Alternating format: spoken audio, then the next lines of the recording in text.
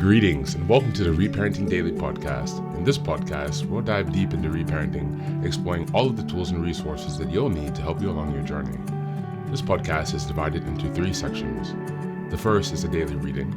The second is a discussion of the reading, followed by suggested journal prompts. And the last section is a peaceful meditation for closing.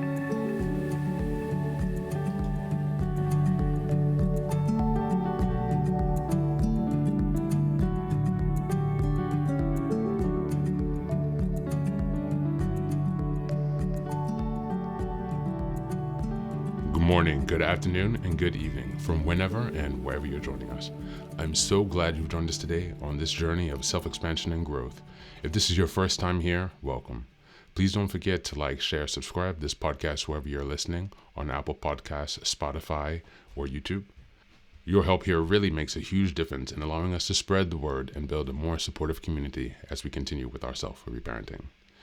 Now, before we get started, I have some quick updates for you.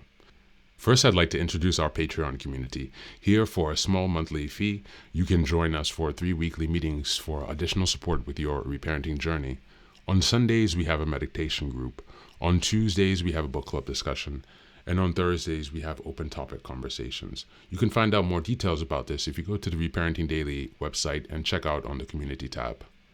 In addition to that, we also have a WhatsApp group to foster more daily connection and support for whenever you need it. And this is a community of fellow travelers from around the world who will always be there when help is needed. It's just one of the many ways that we're building our network of resources that are really going to help support your reparenting journey.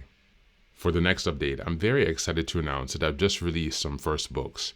The first is probably the most important, and it's called the Reparenting Daily Journal. Now, this journal is a daily guide for 365 days of the year. We'll be starting in 2025, and basically each month corresponds to a theme in reparenting, and each week of each month corresponds to a sub-theme of the monthly theme.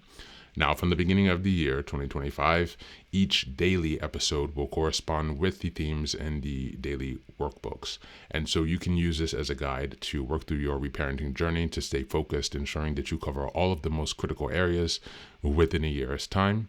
And again, this will be aligning up with the podcast, so you can use both of these to make a more engaging and interactive experience. This is ensuring that you really book progress on your reparenting journey. The next set of books I've written is called Fairy Tales for Reparenting. This is a collection of 3 books that contain short stories or fairy tales inspired from Jungian analysis, mythology, philosophy, and psychology that really is targeted to helping you connect to your inner child. And so these stories are very short. They're not very long.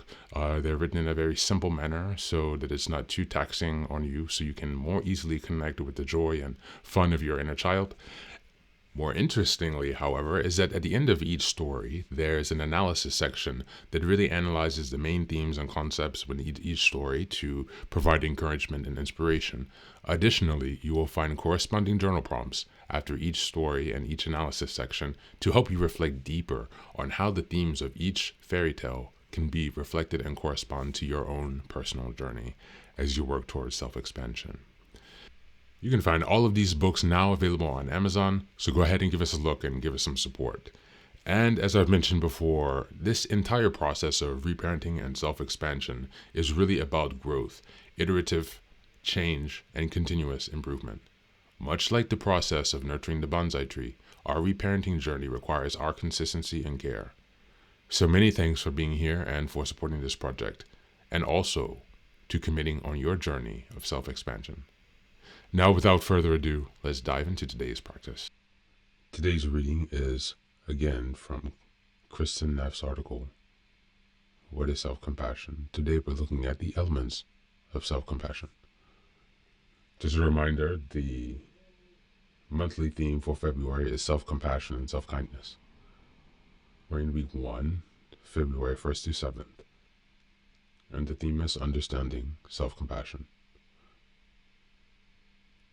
Number 1, self-kindness versus self-judgment.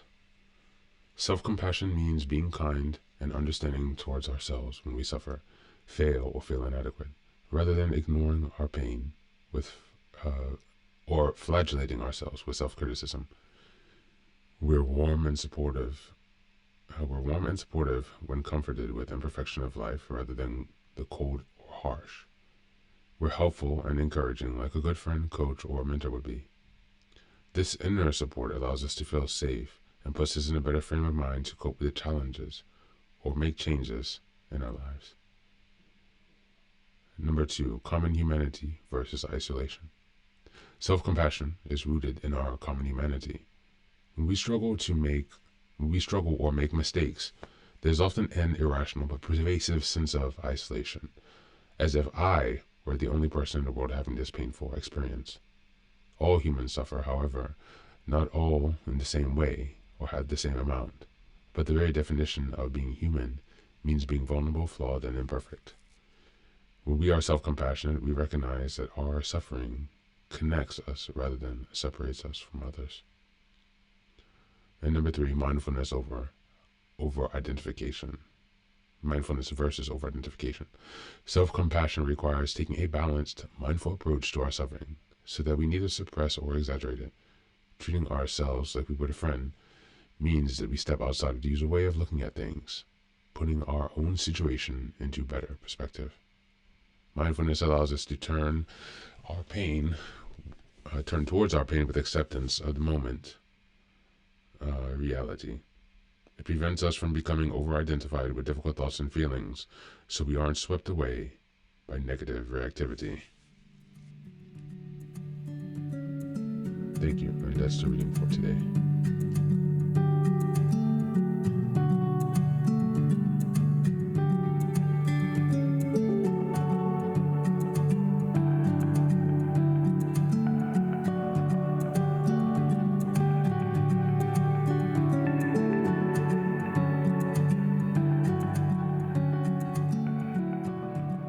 This reading deepens the understanding of self-compassion by emphasizing its role in emotional resilience and self-support. It reinforces the idea that rather than ignoring pain or criticizing ourselves harshly, we should respond to our struggles with the same kindness and encouragement we would offer a friend. This directly ties into the same theme of self-compassion this month. It highlights the importance of creating an internal environment of safety and support.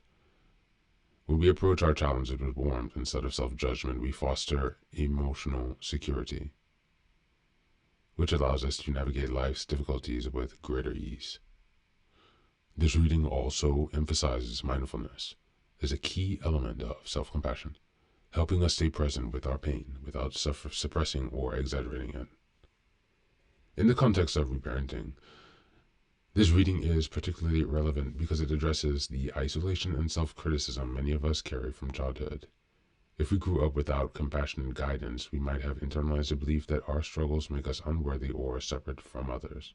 However, recognizing our common humanity reframes this narrative, showing that imperfection is a shared experience rather than a personal failing. Reparenting with self-compassion means stepping out of habitual self-judgment and providing the inner encouragement we may not have received in our early years. By doing so, we create a foundation of self-trust, emotional balance, allowing us to move through challenges with greater self-awareness and kindness. As we look at the journal prompts today, number 1, when you face difficulties, do you tend to be self-critical or supportive? Write about how shifting to a more compassionate response could change the way you handle challenges. Number 2, reflect on a moment when you felt isolated in your suffering. How might recognizing your common humanity have helped you feel less alone? And number 3, write a compassionate response to a recent struggle you experienced, as if you were offering support to a friend. How does this shift your perspective?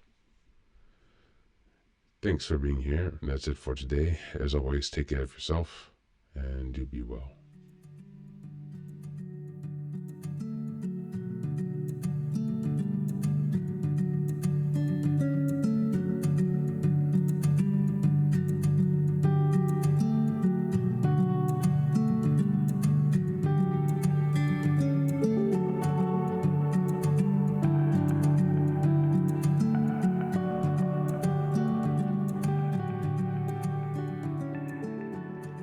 Welcome back. Now, this is the third and final section of the daily podcast. This is your silent meditation. please find a place where you can be comfortable and undisturbed, where you can relax and spend some time with yourself for this 10-minute silent meditation. You can choose to be sitting, standing, lying down, or in whatever position makes you comfortable today. Just take some time to listen to yourself. Next, be sure that you are taking some time to be with your breath to connect with your body. Don't be disturbed or overwhelmed by your thoughts. Simply allow them to pass.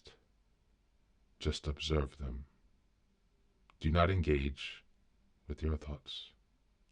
Only be mindful of them passing, as if they are drifting down a river. Use this time to connect with yourself. Whatever time of day you are listening to this, Namaste.